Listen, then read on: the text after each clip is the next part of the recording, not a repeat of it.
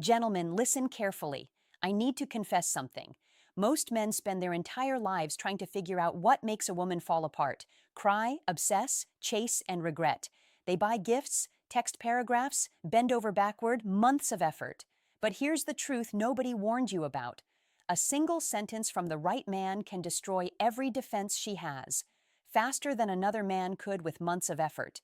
Women have cheated, obsessed, stalked social media, stared at their phone screens at 2 a.m., and begged just to see a man again. Not because of his looks, not because of his money, but because of the words he spoke. A single phrase, one quiet moment, and suddenly she's restless, wet, wide-eyed at night, replaying it in her head when she's with someone else. Most men talk too much, too eager, too needy, too obvious. That's why we don't crave you. But the man who knows these phrases, he doesn't just talk. He rewires our mind. He makes us feel exposed, desired, ashamed, and helpless all at once. And here's the part you need to hear. One phrase flips every power game we use on men. Another makes us compete with other women without realizing it. And the one you fear saying the most makes us respect you forever. The final one, it's not even about us. And that's exactly why it drives us insane. I'm a woman. I felt it. My friends whisper about it. Your girl has probably felt it too. And if you stay with me until the end, you'll know every single one, but especially the one men are terrified to say. That's number 8. And once you speak it into existence, no woman can resist you. Let's begin. Phrase 1, the pause power. I need to be honest with you. Every woman has fallen for a man who barely spoke. Quiet, composed, focused. But when he finally opened his mouth, his words landed like thunder. I've been there. Sitting across from a man who said almost nothing. No endless flirting, no weak compliments, no performing, just stillness. And then he dropped one sentence. Calm, steady, and it rewired my entire body. Here's the truth. Women drown in noise, compliments, cringe jokes, paragraph texts, cheap attention, endless chatter. We expect it. We tune it out. But the man who pauses, who lets silence breathe, who makes us wait for his words, that man becomes rare. And when he finally speaks, it hits harder. His words cut deeper. They travel further. They echo at night. Why? Because scarcity creates value. If you throw words around, we stop listening. But if you ration them, drop them only when you mean them. We crave them like oxygen. Your silence builds tension. Your pause makes us lean in. Your timing makes our stomach flip. And when you finally speak, we believe you. The phrase, I don't chase what isn't mine. Do you know how brutal that is for a woman to hear? It stabs the ego. It shakes the frame. It forces self-reflection. Suddenly, we're not relaxed anymore. We're insecure. We're craving. We start thinking, wait, am I his? Why doesn't he chase? How do I get his attention? Remember this, the man who can walk away is the man she desperately wants to follow. But if you think this was powerful, phrase number 2 doesn't just create tension, it flips every power game we use against you. Phrase 2, the frame flip. I need to confess something ugly about women. We test men, we push buttons, we stir drama, we withdraw, we provoke, we go cold, we create confusion, all to see if you'll break, and almost every man does. He explains, he defends, he apologizes, he tries harder, and the moment he does, his frame gone, his power gone, our attraction dead. But the man who flips it, who refuses to dance, who doesn't get emotional, that man makes us weak. I've tested men before, pulled away, went distant through little manipulations. It's like poking a cage to see if the lion roars, but one man looked me directly in the eyes, calm, unbothered, and said, that doesn't work on me. Do you know what that did to me? My stomach dropped, my heart raced, my ego cracked. Suddenly, I wasn't testing him. I was being tested. I felt exposed. My tricks were useless. My weapons were dull. And the worst part, I wanted him more because he was untouchable. Psychologically, this is ruthless. The moment your emotions become unmovable, you separate yourself from 99% of men. You stop being her toy. You become her challenge. Challenges trigger obsession. And once a woman feels challenged, she chases. The phrase that doesn't work on me. No arguing, no emotion, no explanation, just a line in stone. Power shifts, control flips, attraction spikes, and if you think this makes us spiral, phrase number 3 doesn't just stop the games, it makes us panic. Phrase 3, the pull away line. I'll admit something most women would rather die than confess. Nothing makes a woman panic more than when a man we expect to chase us suddenly doesn't. I've done the tests before, ignored texts, delayed responses, disappeared for hours, waited for the sweat, expected a double text or a frantic call asking what's wrong. And usually that's exactly what we get because most men panic when faced with distance. Their mind spirals. Did she lose interest? Is she mad? What did I do wrong? But once a man did something I wasn't ready for. When I pulled back, he leaned back too. No chasing, no pressure, no fear, just calm, grounded confidence. He looked at me steady and said, I think you need space. I'll let you take it. Do you know what that did? My stomach knotted, my mind spiked, my control crumbled, because suddenly the power I thought I had gone.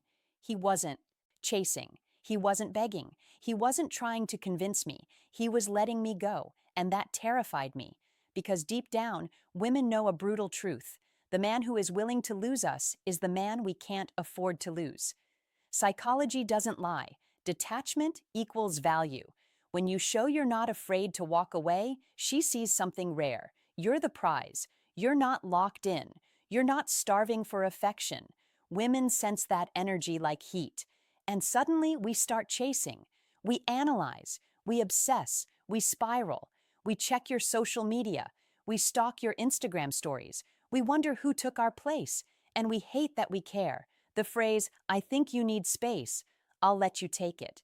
It sounds gentle, but underneath it screams, you're not in control. You're not the prize. You're not irreplaceable. It flips the entire dynamic, and when women feel that shift, we scramble to fix it.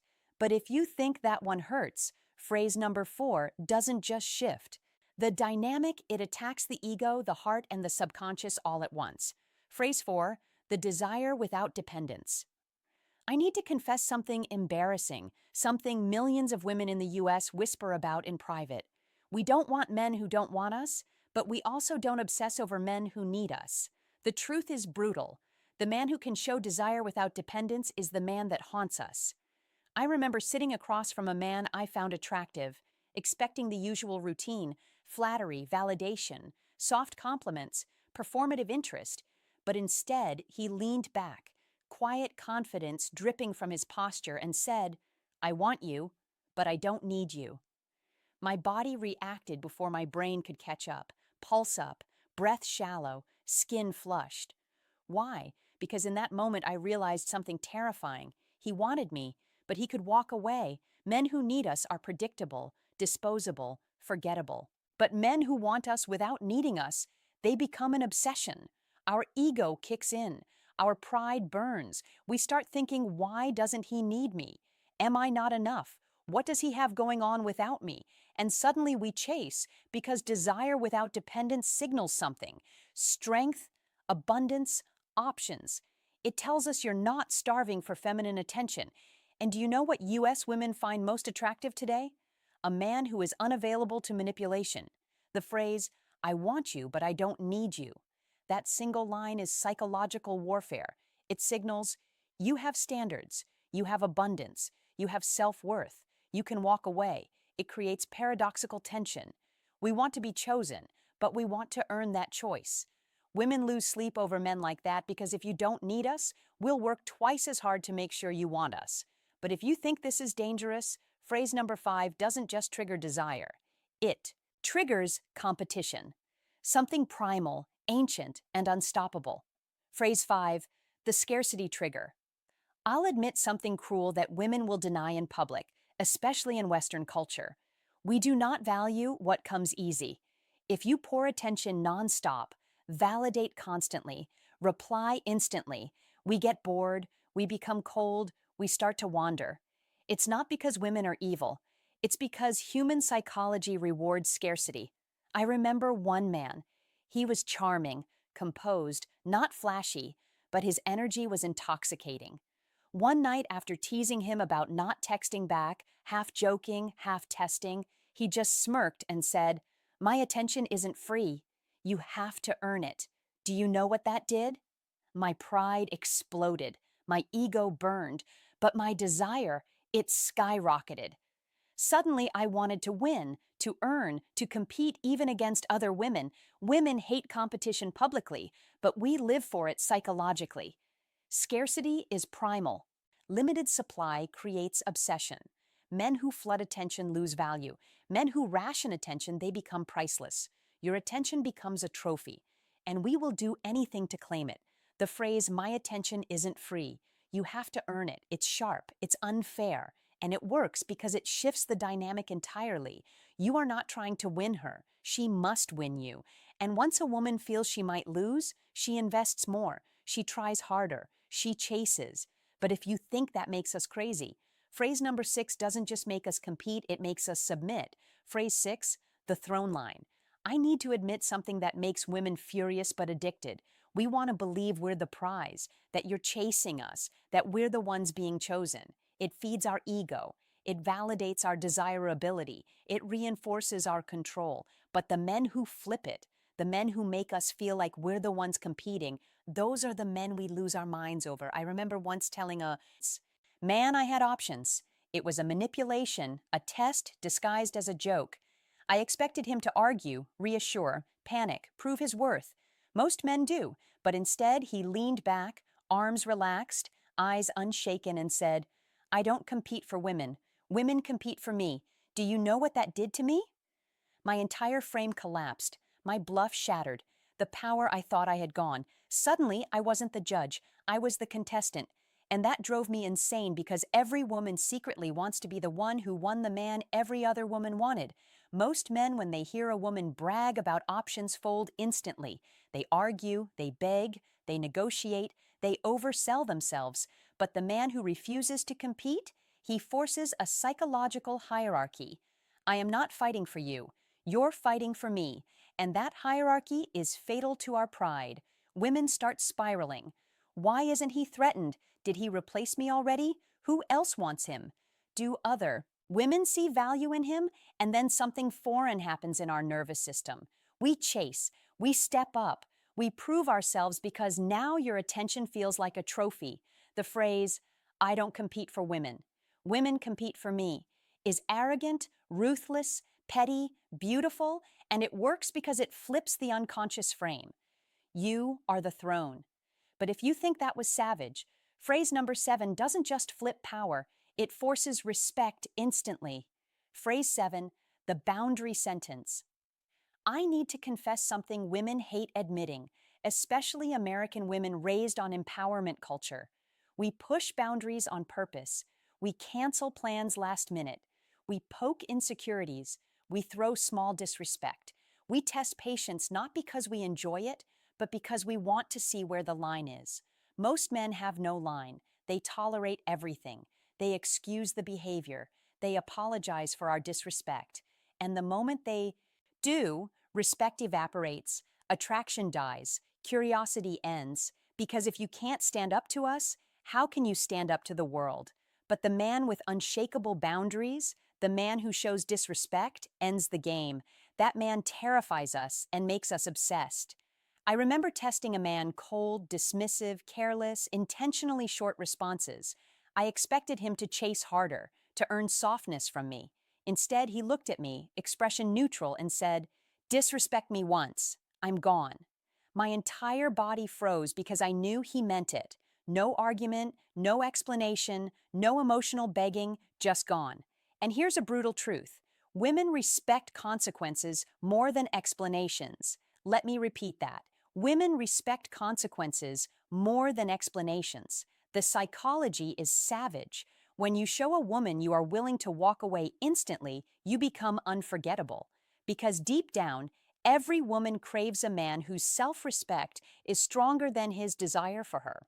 When a man's fear of losing a woman is greater than his fear of losing himself, she loses interest. But when a man's fear of losing himself is greater than losing her, she falls. The phrase "disrespect me once I'm gone" draws a line in stone. It separates the men we play with from the men we fear losing. Fear is the root of obsession. But if you think that was the peak, phrase number 8 is the one men are terrified to say, because it doesn't just scare women, it breaks their illusion of control forever. Phrase 8, the fear line. Let me tell you a truth most women will never admit publicly. The man who terrifies us the most isn't the one who yells, isn't the one who cheats, isn't even the one who goes cold. It's the man who can look us in the eye and calmly say, I'd rather be alone than with the wrong woman. I'll never forget the first time I heard it. I was testing him, pulling back, acting cold, waiting for him to prove himself. Instead of chasing, instead of explaining, instead of folding, he smiled faintly and said, I'd rather be alone than with the wrong woman. My heart sank, my pride cracked, because in that moment, he wasn't afraid of losing me. He was rejecting me with a standard, and nothing makes a woman spiral harder than the thought, maybe I'm not good enough for him. The psychology is vicious. Most men are terrified of loneliness. They tolerate anything just to keep us. But when a man makes it clear he'd rather walk alone, our entire game collapses. We stop trying to control you because you don't need us. We start chasing approval because we want to be the exception. This phrase communicates standards, self-worth, independence, emotional strength. And here's the secret fear women carry. We want a man who can stand alone because if he can stand alone, he can choose us authentically. The phrase, I'd rather be alone than with the wrong woman, is quiet, calm, and lethal. It makes us realize something terrifying. You don't need us. You don't even need women. You need yourself. And once a woman sees that level of independence, she will do anything to be the one you choose. But if you think that cut deep phrase number 9 doesn't attack the ego, it attacks the mind. Phrase 9, the emotional mirror. I need to confess something cruel and very real. Women love to twist emotions. We cry when it's convenient. We sulk when it gives us leverage. We go quiet when we want power. We play cold when we want to punish. And here's the tragic part. Most men fall for it instantly. They rush to comfort. They explain themselves. They apologize. They try to make us feel better. They try to fix the storm, not realizing it was never real. And in that moment, we own them. Why? Because the moment we control your emotions, we control you. But the man who doesn't absorb that energy, the man who doesn't apologize when nothing wrong was done, the man who mirrors instead of reacting, that man is dangerous. I once snapped at a man, sharp, defensive, intentionally cold, expecting softness on demand. Instead, he simply looked at me with a calm half smile and said, You feel cornered right now, don't you? Do you know what that did? My act collapsed because he wasn't fighting my emotion. He was exposing it. He showed me something terrifying. He saw through the mask, straight into the fear underneath. I suddenly felt naked, vulnerable, powerless. The psychology is ruthless. When you mirror a woman's emotions instead of absorbing them, you rob her of her weapon.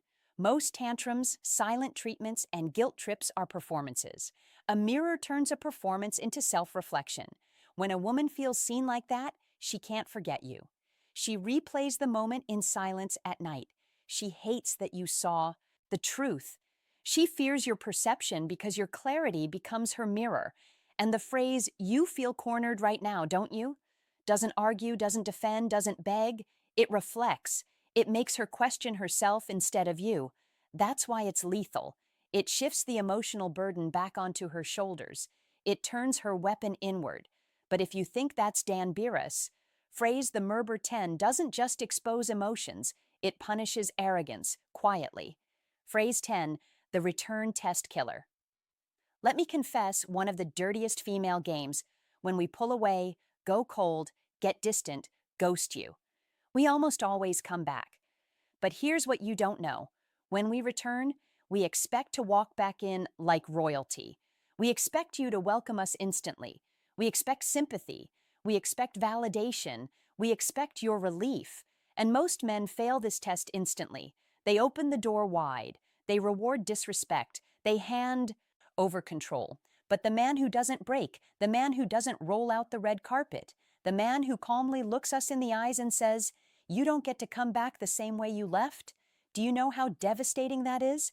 My stomach dropped the first time I heard it because suddenly my return wasn't a victory. It was a trial. Instead of being rewarded for leaving, I had to earn my place again. The psychology is brutal. Women crave consistency, but we crave hierarchy more. We want to know whether we're moving up or falling down the ladder. If you let us leave and return freely, we assume we've risen above you. But when you make it clear that every exit has consequences, the dynamic flips. We chase harder. We fear losing rank. We prove loyalty. That phrase tells us respect is not free. Attention is not guaranteed. Your presence is not permanent. The line, "You don't get to come back the same way you left," destroys our illusion of control. It creates accountability. And accountability creates respect. But if you think that crushes pride, phrase number 11 doesn't crush ego, it crushes silence. Phrase 11, the silence anchor. I need to confess something that makes women lose their minds. We rely on explanations. We bait you into arguments. We guilt trip. We demand closure. We fish for insecurity, not because we want answers, but because every sentence you explain feeds our control. The more you explain, the more invested you are, the more emotional you become, the more we know we own you. But the man who refuses to explain, the man whose words are final, the man who sets his reality and walks away, that man terrifies us. I'll never forget the time I pushed a man for answers over and over, expecting just one more explanation. Instead, he stared at me calmly and said, "I don't explain myself twice." My chest tightened because I realized something terrifying.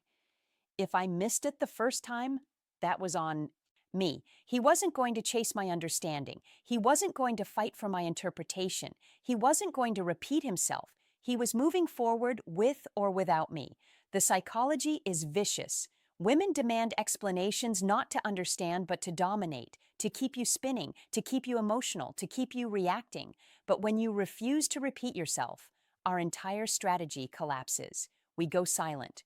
We overthink. We obsess. We replay your words at night over and over. Why did he say it like that? What did he mean? Is he leaving? Is he done with me? The less you explain, the more she chases clarity. The phrase, "I don't explain myself twice," is dismissive, infuriating, and unforgettable because it proves something primal. Your frame is unshakable and we're the ones scrambling for answers. But if you think that makes us spiral, phrase the Maker 12 isn't about emotions. It's about legacy. And that's why it's lethal. Phrase 12, the legacy line. I need to tell you something women secretly hate admitting. The men we can't stop thinking about are never the ones who orbit around us. They are the ones who orbit around themselves. The men who speak about their mission, their vision, their discipline, their future, their kingdom. Those are the men who haunt us longest. Why? Because women crave meaning. And the man rooted in purpose, not people, is impossible to manipulate.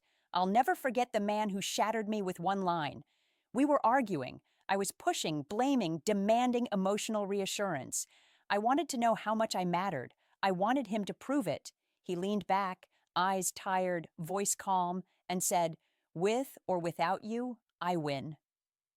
Do you know how destructive that was to my ego? My chest went hollow. My pride evaporated. In one moment, I realized he wasn't orbiting me. He was orbiting his destiny. And if I stayed, fine. If I left, he would still rise. The psychology here is vicious. Women want to feel important, but we obsess over the men who don't need us to be. A man who puts his mission first triggers something primal. If I want access to his world, I have to qualify. When you speak like that, your life becomes bigger than romance. You're not her story. She is a chapter in yours. The phrase, "With or without you, I win," tells us you're self-sufficient. You refuse to collapse. You're becoming something great. Women cling to legacy. We attach to momentum. We obsess over men who are going somewhere. Because deep down, we want to be taken along for the ride. But if you think that terrifies us, phrase 13 isn't just about ego or loss. It's about regret. Phrase 13, the forever replay line. I need to confess something women rarely say aloud. The men we regret the most are never the ones who chased. They're never the ones who begged. They're never the ones who folded. The The men we regret forever are the ones who warned us what would happen and then proved it. I'll never forget the line. We were arguing, tension high. I thought I had him emotionally trapped. I pulled back, played cold, acted like I wouldn't care if he left. Instead of chasing, he delivered a sentence like a knife. You'll miss me before I miss you. It hit like a punch because I knew deep in the stomach it was true. And once he said it, I couldn't unhear it. Days passed, weeks passed, and slowly the realization creeped in. I did miss him. He didn't miss me. He never came back. He never folded. He never texted, and that's the wound that never healed. Psychology is savage. Women can walk away from men who collapse without us, but we can never forget the man who thrives without us. That man becomes a shadow, a ghost memory, a late-night thought, a silent comparison, a permanent regret. Even when she chooses wrong, even when she pretends she's happy, you remain the quiet voice in the back of her mind. He was the last real one. The phrase, "You'll miss me before I miss you," is final, cold, unforgettable, because it forces her to imagine a world without you. And that fear becomes permanent. And that's why no woman can resist the man who speaks like this. Your words don't just hurt in the moment. They leave scars we trace in silence. You become the lesson, the ghost, the standard. And now we close this chapter. I need to tell you the truth. These 13 phrases aren't magic tricks. They're reflections of something deeper, your frame. Because here's what women never admit. We don't surrender to men because of looks, money, charm, compliments. We surrender because of authority, boundaries, scarcity, legacy, self-respect. Every phrase you heard has the same root. You don't beg. You don't fold. You don't explain twice. You don't chase. You are the prize. And when a man speaks from that place, he becomes unforgettable. I've seen women cheat on men who gave them everything only to cry, years later over the one man who walked away without looking back. I've seen women ignore the men who blow up their phones while obsessing over the man who stayed silent. I've seen women lose sleep over a man who spoke 5 perfect sentences because those words were carved in stone. The psychology is simple but brutal. Masculine men don't speak for approval. They speak to set reality. And when your words set the frame, women follow. Even when we fight it, even when we deny it, even when we pretend we're in control, we're not. Masculine energy doesn't chase, it attracts. And once a woman feels that, she can't forget it. She can try to replace you. She can lie to herself. She can move on in public. But at night, when it's just her and her thoughts, your words echo like scars she can't erase. If she leaves, she regrets it forever because she eventually realizes the truth. Men like you don't come back, and no weaker man will ever make her feel the same. You just heard the words women never wanted me to reveal. Now you know how to flip the script and make her chase you. But this is only the beginning. Every day I'm exposing another secret, another weapon, another piece of the female playbook men were never supposed to see. If you don't want to keep guessing, hit that like button, leave a comment, and subscribe right now. Because here's the truth. If you miss even one of these confessions, another man will hear it first. And the woman you're thinking about, she'll start obsessing over him while you're still wondering what went wrong. Don't let that happen. Stay here. Learn the secrets and never forget. Women can resist a lot of things, but a man with an unshakable frame, we never ever recover from. Music.